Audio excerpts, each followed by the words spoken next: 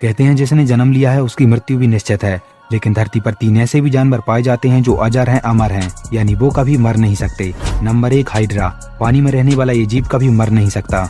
जब इसके शरीर के अंग खराब हो जाते हैं तो ये उन अंगों को हटाकर नए अंग लगा लेता है। इसकी उम्र का अंदाजा आज तक वैज्ञानिक नहीं लगा पाए हैं। Number 2 lungfish. बता दें कि यह मछली अफ्रीका में पाई जाती है और इसकी खास बात यह है कि ये 5 साल तक बिना खाए पिए जीवित रह सकती है। कभी कभार सूखा पड़ने पर यह मछली पानी के सूखने के बाद खुद को जमीन के अंदर गाड़ लेती है और जब बारिश का मौसम आता है तो ये जमीन से बाहर निकल आती है। Number 3 jellyfish. अगर जेलीफिश को 2 भाग में काट दिया जाए तो वो मरती नहीं, बल्कि उससे 2 अलग अलग जेलीफिश का जन्म होता है। और अगर जेलीफिश मर जाती है तो उसका शरीर समुद्र की तलहटी में चला जाता है। लेकिन आश्चर्य की बात है कि इसकी कोशिकाएं फिर से इकट्ठा होकर पॉलिप बनाती हैं और इस पॉलिप से नई जेलीफिश का जन्म होता है।